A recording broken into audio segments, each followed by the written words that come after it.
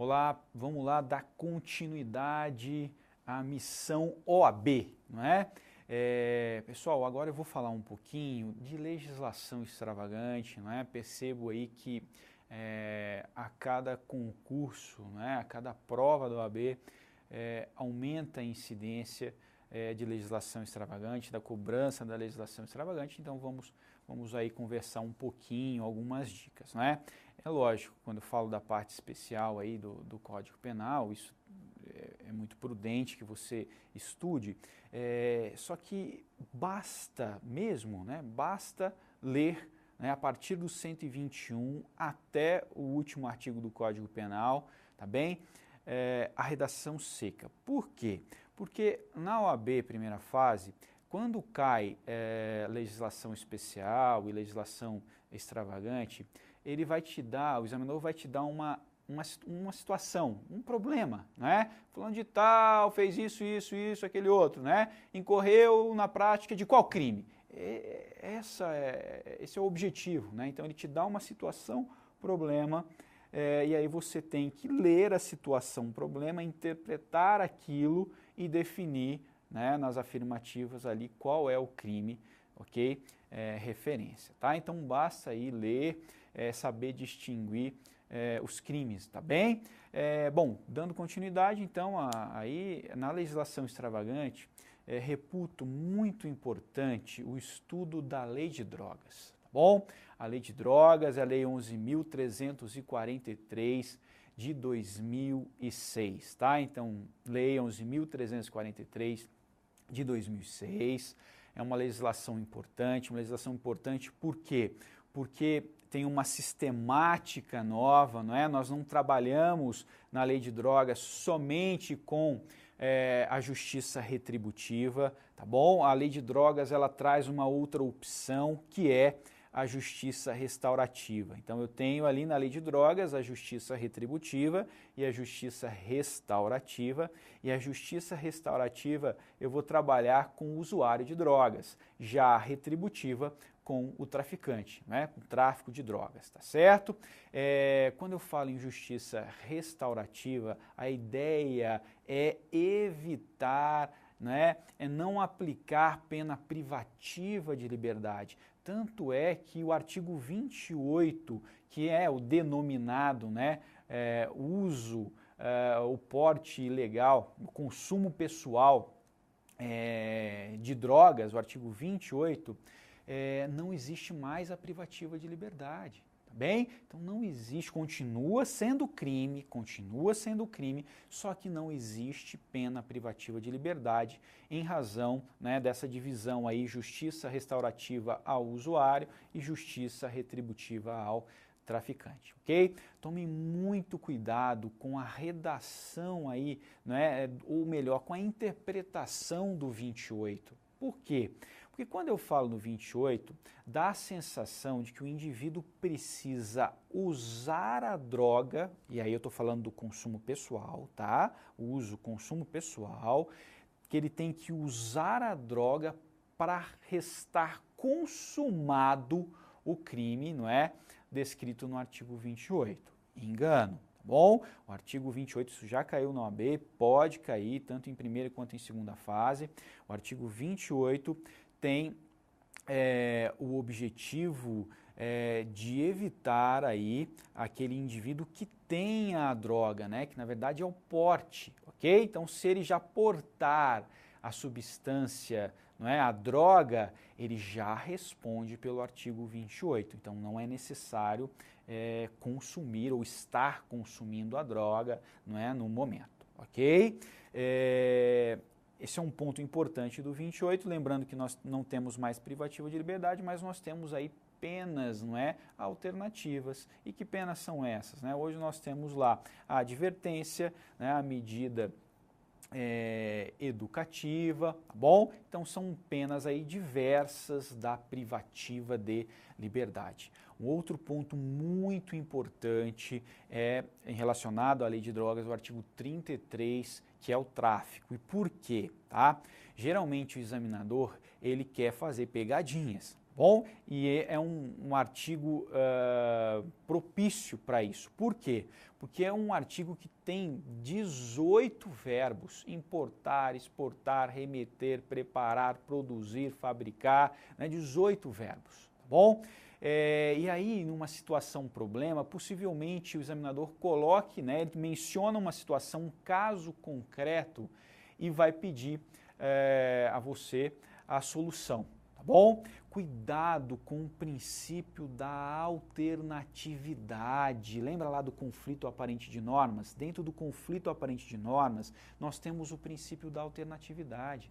E o que fala o princípio da alternatividade? O princípio da alternatividade prega que se o indivíduo, não é, ele pratica 2 ou mais verbos, né, crimes de conteúdo múltiplo, não é? Tem lá 18 verbos. Se ele pratica 2 ou mais verbos, se for no mesmo contexto fático, essa é a grande ideia, ó. Se for no mesmo contexto fático, ele responderá por crime único, tá? Agora, quando envolver contextos fáticos diversos, diferentes, aí eu posso ter concurso de crimes, tá bom? Então tome muito cuidado com isso, né? Um exemplo, né, que eu vou adotar aí o princípio da alternatividade. Ele pratica 2 ou mais verbos, mas responde ali por crime único e não por concurso de crimes. Um exemplo: o indivíduo, ele importou cocaína, transportou a mesma cocaína e vendeu aquela cocaína. Então eu tenho um contexto fático único.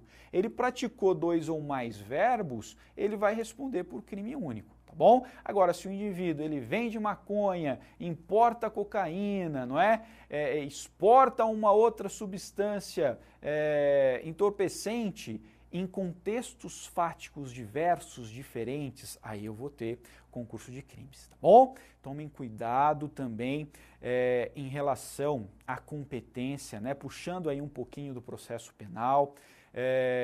A competência para apreciar, não é, para processar e julgar o tráfico pode ser da Justiça Federal, tá bom? E pode ser da Justiça Estadual. Quando é que eu vou ter uma coisa, não é? Quando é que eu vou ter outra, ok? Se eu tiver tráfico internacional, preste atenção nisso, é tráfico de drogas internacional.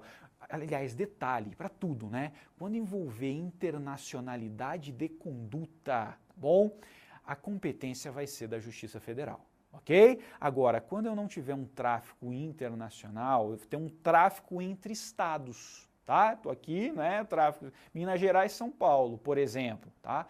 Aí eu não tenho a competência não é da Justiça Federal, a competência é da Justiça Estadual. Muito cuidado com isso, tá? Então, 2 artigos aí que sempre vão estar presentes em primeira e segunda fase de OAB, artigo 28, artigo 33, tá? Cuidado lá com os outros artigos, dê uma analisada, principalmente agora com o financiamento do tráfico, tá? Esse artigo é um artigo importante, ok? O indivíduo que financia o tráfico, tá bom? Ele responde por um tipo penal diverso, diferente. Toma muito cuidado com as causas de aumento de pena no tráfico, ok? Muito importante isso. Dê uma olhadinha lá no artigo 40 da Lei 11.343 de 2006. Leia com atenção, porque eles sempre buscam aí situações de aumento de pena, tá? Uma outra legislação que tem muita incidência, né, na OAB é a Lei dos Crimes Hediondos. Por que tem sempre muita incidência? Porque o rol, né, do artigo 1º da Lei 8.032 de 90, né, ela sempre é alterada, modificada, né? Eu falo muito a respeito aí de populismo penal, ok? E essa lei é sempre aí, esse rol, aliás, ele está sempre sendo aí alterado para se inserir um novo crime como sendo um crime hediondo, tá? Então, leiam lá o artigo 1º, os crimes que são hediondos, tá? Esse rol é um rol taxativo, preste atenção nisso, é um rol taxativo, ok? Isso sempre cai em OAB, eles vão tentar te confundir, né? Rol dos crimes hediondos é exemplificativo ou taxativo, tá? Não erra essa questão não pode errar, perfeito? E você tem que saber, na verdade, nos crimes hediondos, as consequências do crime hediondo, de quem pratica, né? Se eu praticar um crime hediondo, quais são as consequências? Então, eu não posso ser beneficiado por anistia, graça, indulto, ok?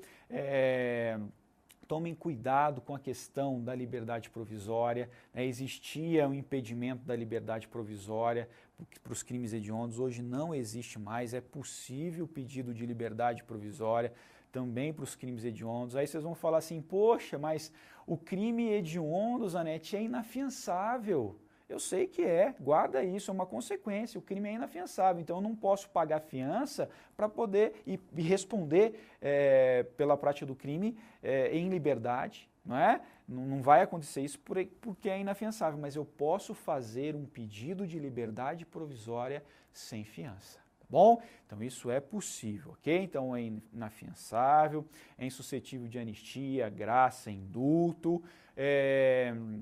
Também, né, existia a proibição, a vedação, a progressão de regime. Essa vedação não existe mais, hoje é possível a progressão de regime para os crimes hediondos, só que o quanto é diferenciado, não é? 2/5 para o não reincidente, 3/5 para o reincidente e bom comportamento, tá? A prisão temporária, ela é diferenciada, né? Porque se ela tem um tempo, lá, para os crimes não hediondos, 5 dias por mais 5 dias, quando eu tiver um crime hediondo, tá bom? O prazo é diferenciado. Eu vou ter 30 dias prorrogáveis por mais 30 dias, tá bom? Detalhe, viu? Cuidado, que na OAB, geralmente eles vão tentar fazer uma pegadinha assim, né?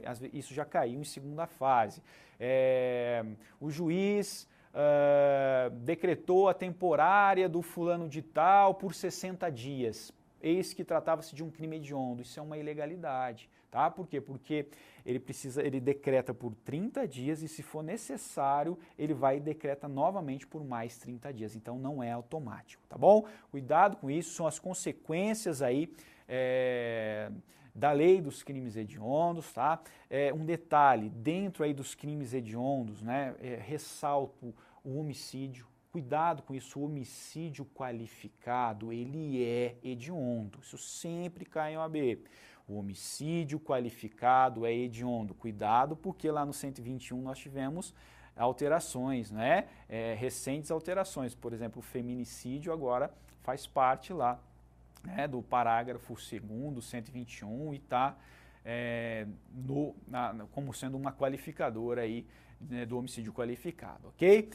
Toma cuidado, então o homicídio qualificado, ele é hediondo, ponto. Agora, o homicídio simples, olha o detalhe, o homicídio simples, ele só será hediondo quando praticado em atividade típica de grupo de extermínio, tá? Então tome muito cuidado com isso, o homicídio simples só será hediondo quando praticado em atividade típica de grupo de extermínio, tá? E a jurisprudência entende essa atividade típica de grupo de extermínio, né, ainda que praticado por um só agente, é a atividade do justiceiro, tá? É aquele indivíduo que se entende o justiceiro e quer praticar a justiça com as próprias mãos, tá? Então ele pratica aí homicídio simples em atividade típica de grupo de extermínio, ainda que sozinho. Perfeito? Nesse caso, será hediondo. Agora, uma pegadinha, não é? Dica quente, ok? O homicídio qualificado, privilegiado, será hediondo, né? Cuidado com isso, porque o homicídio qualificado, já afirmei, isso é hediondo. Agora, quando eu tiver um homicídio qualificado privilegiado, ele não será hediondo. Por quê? Porque o privilégio, as circunstâncias subjetivas do privilégio vão prevalecer em relação às circunstâncias objetivas das qualificadoras, tá? Tome muito cuidado com isso. Outra legislação extravagante que tem muita incidência, a lei de tortura, né, o crime de tortura. Esse crime já está definido, tem lei específica, ok? Nós temos aí as modalidades, a tortura crime, a tortura racismo, né, ou tortura discriminação, a tortura prova. Nós temos aí aquela chamada tortura, toma cuidado com isso, aquela tortura por omissão, se é possível tortura por omissão, né? Então o indivíduo ele tem o dever de evitar ou de apurar a tortura que está ocorrendo e não faz, tá? Ele também responde, tá bom? Toma cuidado aí com essa modalidade, com essa denominação doutrinária, tortura por omissão, tá? Toma cuidado para não confundir a tortura castigo, que é uma outra modalidade de tortura, com maus tratos. Cuidado, maus tratos, ele está no artigo 136 do Código Penal e é um crime de perigo, tá? Agora, a tortura castigo está na lei específica e não é um crime de perigo, é um crime de dano, tá? Cuidado também com a questão dos efeitos da pena na tortura, esses efeitos são automáticos, isso sempre está caindo, com situações em que eu tenho qualificadoras, tortura qualificada. Onde é que eu tenho tortura qualificada? Lesão corporal grave ou gravíssima ou morte, que são figuras aí, né, no caso da tortura qualificada pela morte, eu tenho aí um crime prétero doloso, né? Eu tenho dolo no antecedente, culpa na consequente. Cuidado com isso, porque sempre tem incidência.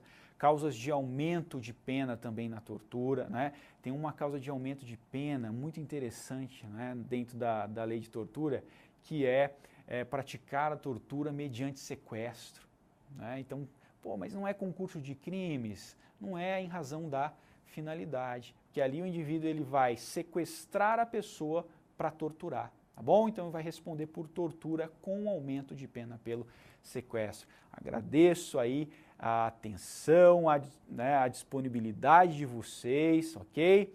E muita fé, muita força, é um momento decisivo para vocês. Vocês precisam estar afiados aí na primeira fase. Eu tenho certeza que vocês vão conseguir a aprovação. Um grande abraço, tá? Estou à disposição para atendê-los quando quiserem. Um abraço, tchau!